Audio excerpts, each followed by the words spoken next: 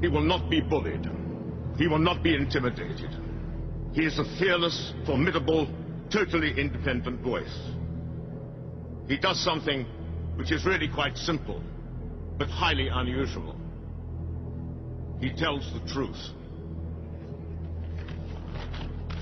Noam Chomsky.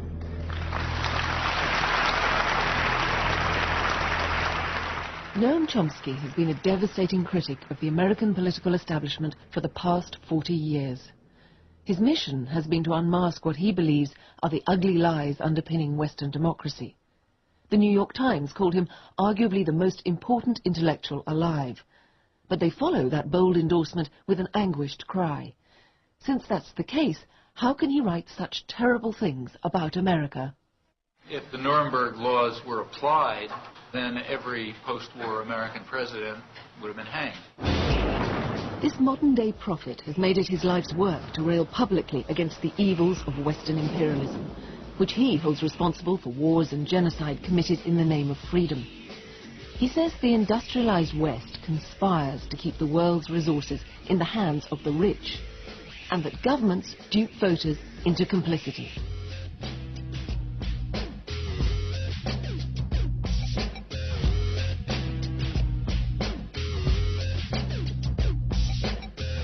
The general approach I'm taking seems to me rather simple-minded and unsophisticated, but nevertheless correct.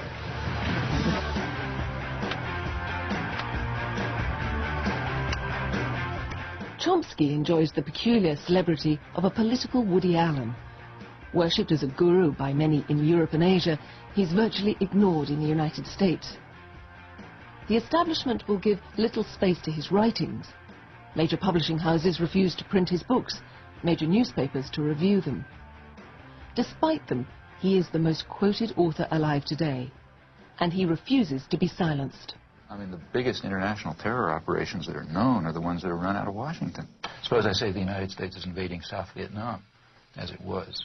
The best political leaders are the ones who are lazy and corrupt. The Bible is probably the most genocidal book in our total canon. Education is a system of imposed ignorance. No more morality in world affairs fundamentally than there was in the time of Genghis Khan. There are just different factors to be concerned with. It's hardly surprising that Chomsky is ostracized by the establishment in America. He has tirelessly set himself against US interventions in world affairs. In the 1960s, he protested against the invasion of Vietnam. In the 1970s, he denounced the genocides of Cambodia and later East Timor. In the 1980s, he exposed US backing of brutal regimes in Central America. And in the 1990s, he accused America of hypocrisy in its policy towards the Middle East. Time and again, he claims the US backs terrorists and spreads conflict in order to guarantee the wealth of a tiny minority. In Chomsky's analysis, America has become a superpower of near demonic dimensions. But his condemnation is not confined to American actions abroad. He dismisses Western democracy as a sham, with the rich and powerful manipulating public opinion. He says the masses are duped with aspirational consumerism, stupefied day after day with mind-numbing entertainment, and misled by unquestioning news reporting. The running battles between the police and the rioters have been going on for over an hour now. Big government and big business, he says, want to keep the truth from the people. The media merely provide an illusion of free speech. Rich corporations own the press, television and advertising. So-called expert opinion is not much more than spin, delivered shorthand in slivers of sound bites. The mass media manufacture consent, playing the role of propagandists and doing their master's bidding without even being asked. While the children they were supposed to be looking after played on a railway line. How can you know that I'm self-censoring? How can you know that you're journalists self-censoring? I'm sure you believe everything you're saying. But what I'm saying is if you believe something different, you wouldn't be sitting where you're sitting. According to Chomsky, the press is complicit in perpetuating the big lie, that the world is split between them and us. they being any group that threatens Western prosperity and control in world affairs. Once they were the communists. While they preach the supremacy of the state, declare its omnipotence over individual man, and predict its eventual domination of all peoples on the earth, they are the focus of evil in the modern world. These days, they are Islamic fundamentalists. States like these and their terrorist allies constitute an axis of evil, arming to threaten the peace of the world. Given the impotence of the media, it's the duty of intellectuals to speak out, and they don't come much more intellectual than Chomsky. He's credited with the central theory in the field of linguistics, that humans have an innate capacity for language that is hardwired into the brain. His very name has become a byword for the study of communication. This is Nim Chimpsky. Nim, jokingly named after the great linguist Noam Chomsky, was the great hope of animal communication in the 1970s. But his politics inspire rather less affection. His comments post 9/11, when he described the US as a leading terrorist state, drew hostile fire, even from allies on the left. But at 74, Chomsky shows no sign of relenting. In his speeches and writing, he has the gloves back on, denouncing Western greed and hypocrisy. We need not rehearse the reasons why Britain and later the United States have been determined to control the Gulf region. It's enough to recall the observation of the State Department in 1945 that the resources of the region are a stupendous source of strategic power and one of the greatest material prizes in world history. His most recent work is entitled Pirates and Emperors. I asked him first about the title. That's plagiarized from St. Augustine, who in the City of God has a story about Alexander. His forces capture a pirate, and there's an audience between the pirate and the emperor, and he asks the pirate, "How dare you molest the seas?" And the pirate asks him, tells him, "I'm a small man with a tiny boat, so they call me a pirate. Now you're an emperor with a vast navy, and you molest the world, but they call you an emperor." You know? And that's a good allegory for the world, and in particular the contemporary world. The pirates are the ones who are condemned, not the emperors. Of course, the general population is attacked by both the emperors and the pirates. So it's not that the pirate, St. Augustine is not saying that the pirate is a nice fellow. He's just saying he's a small criminal as compared with a major criminal. So who does control the world? Who are the emperors?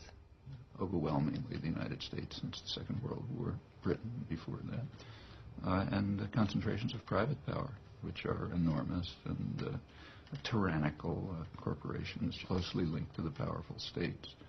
It's a network of concentrated power with international institutions like the IMF and so on, which are called, they sometimes call themselves the masters of the world. That's a phrase that was in the Financial Times, a little ironically, but not wrong. Actually, they call themselves the masters of the universe.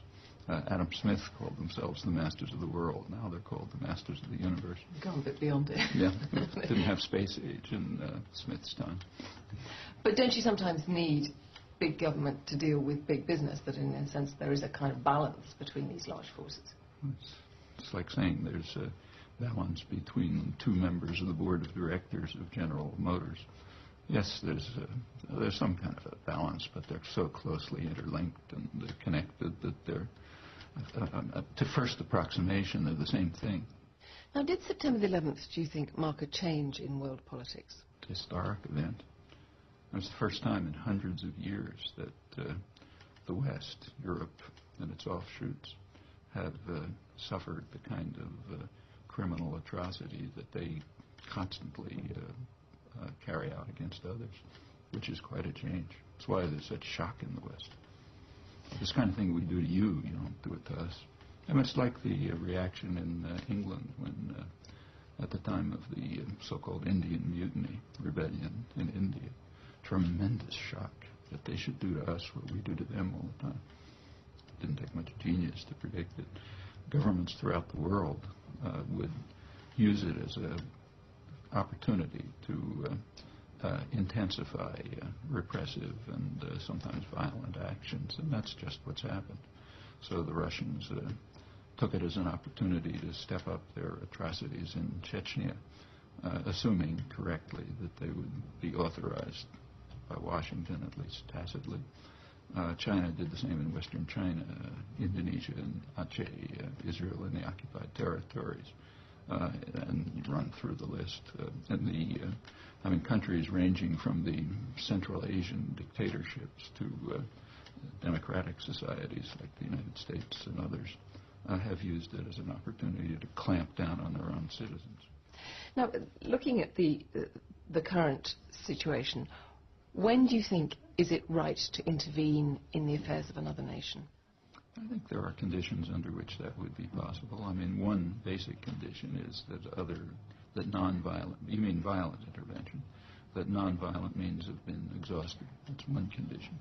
A second condition is that the people of the country in which you're intervening support the intervention.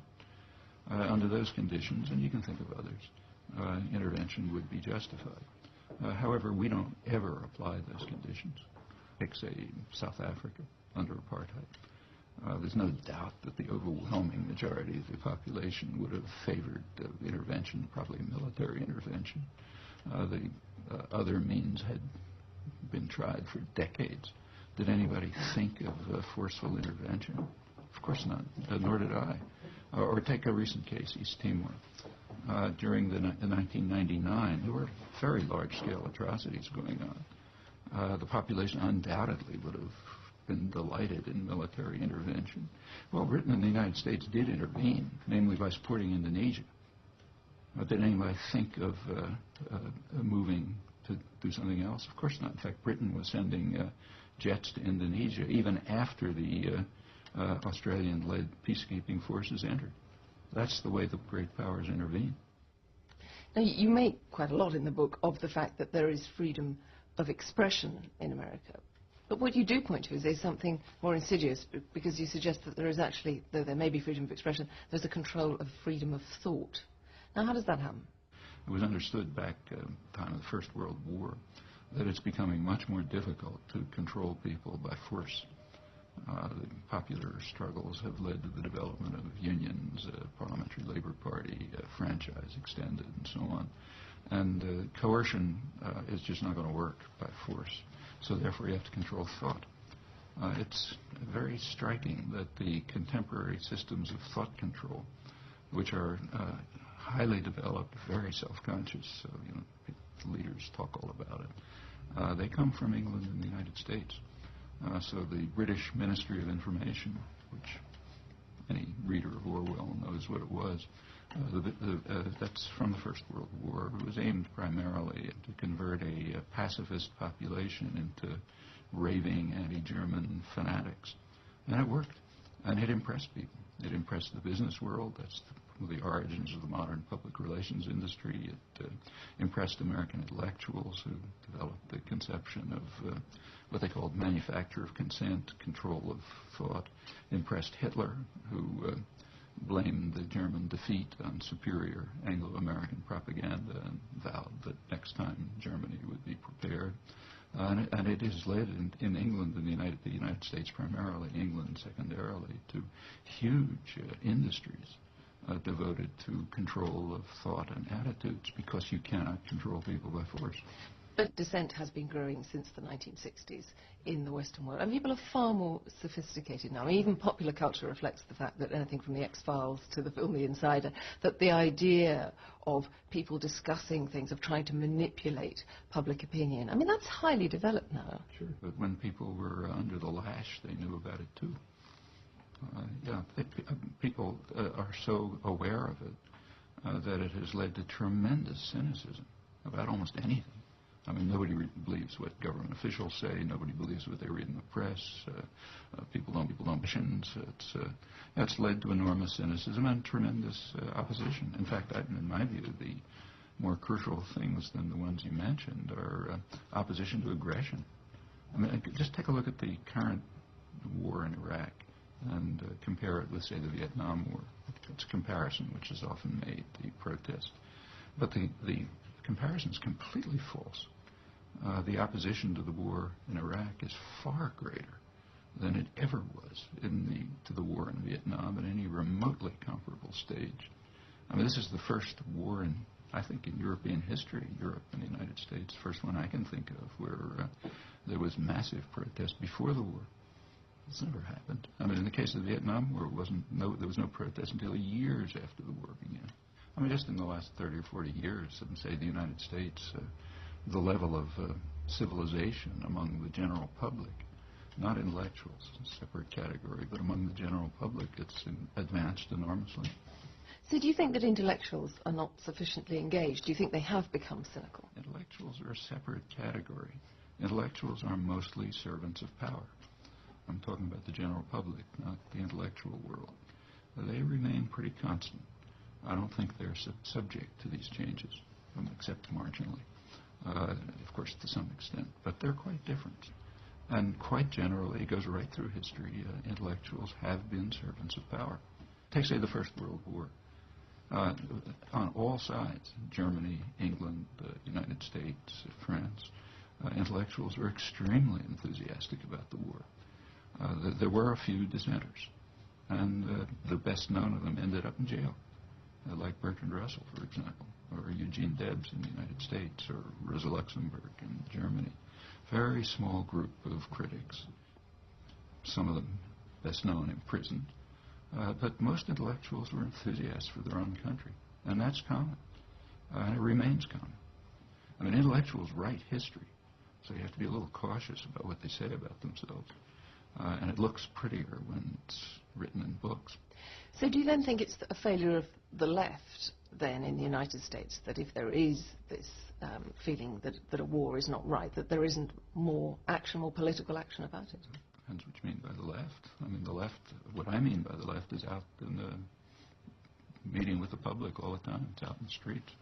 And so there are meetings of thousands of people. The biggest university in the country, the University of Texas, came out with a strong anti-war declaration. That's never happened in the past. You go to working-class towns and thousands of people show up for demonstrations and meetings.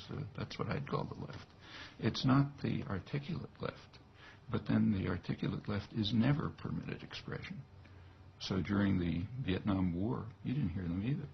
I mean, the New York Times, for example, would never permit a comment by someone on the left committed to the involved in the peace movement, maybe a sentence here and there. But that's standard. As far as your attitude to government is concerned, I mean, you have been known for many decades as being an agitator against what you see as bad government. I mean, some people have wondered sometimes whether perhaps you could have, alongside the criticism, offered a little more in the way of solutions as well. There's plenty of solutions. In fact, that's all I and other people offer is solutions. Often the solutions are don't carry out crimes. That's the simplest solution. So if you want to reduce terrorism in the world, let's say, there's one very simple solution. Stop participating in it. That doesn't end everything, but it cuts back the amount of terror by quite a notable amount. So that's a simple solution. If you want to look at other more complex cases, take, say, the Israel-Palestine problem. I think there's a solution, namely the one that the large majority of the American population support, which happens to be the international consensus on a two-state settlement that the U.S. government rejects. Okay, so there's a solution for you. Let's just follow the will of the American population and go through the list. For example, on say, environmental issues, there's plenty of solution. It's claimed that what you say is correct. That's what's claimed by the intellectual world, that no solutions are offered by the critics. That's just nonsense. It's just they don't like the solutions. Since you first started in political activism in the 60s, do you feel that you have made a great deal of headway? I think the country has made a great deal of headway, and I'm happy to participate in it, but it's not traceable to individuals. I mean, these are mass popular movements, and big changes in culture. It's across the board. If you go back to the 60s, for example, there was no feminist movement. There was no environmental movement. There were no third world solidarity movements. There was no substantial anti-nuclear movement, no global justice movements. I mean, these are all developments of the last 20 or 30 years, and they come from all over the place. For example, the solidarity movements, which are quite unique. There's never been a time when people from the aggressor country went to the victims and lived with them to try to protect them. That happened in the 80s. Tens of thousands of Americans did it, and they came from conservative circles. A lot of it was church-based. And it came from Main Street in the United States. And now it's all over the world. So you have people, say, in the Israeli-occupied territories, in Colombia and all over, trying to help the victims. And yet you say there's this groundswell of support on Main Street, and yet you have a right-wing government there in Washington at the moment, and you have a great discrepancy between the way that the rest of the world increasingly views the United States and the way that the people of the United States view themselves. That's not true. Take, say, the international economic arrangements, what are called free trade agreements, so they don't have a lot to do with free trade. There's overwhelming public opposition to them. That's why these issues never arise in elections. If you take a look at the electoral campaigns, they always completely exclude a certain category of issues, namely those on which the public is opposed to the elites. Those just don't arise. That's part of the technique of marginalizing the public. And as you mentioned before, it's not that people are unaware of it. They know it. So before the year 2000 election, about 75% of the population regarded it as a complete farce.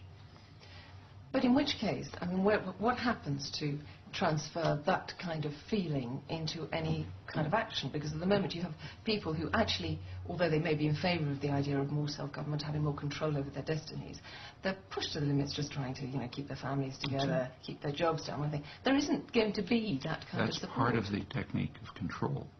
Well, isn't that going to be broken then? Well, why isn't it going to be broken? I mean, slavery was broken, oppression of women was broken, opposition to aggression was broken, feudalism was broken. You look over history, one after another form of coercion and control has been broken. The Soviet system was collapsed from inside.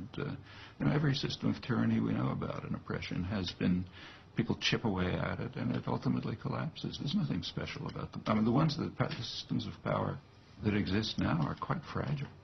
And they know it. So the World Economic Forum, for example, is well aware. That's what the Financial Times called the masters of the universe.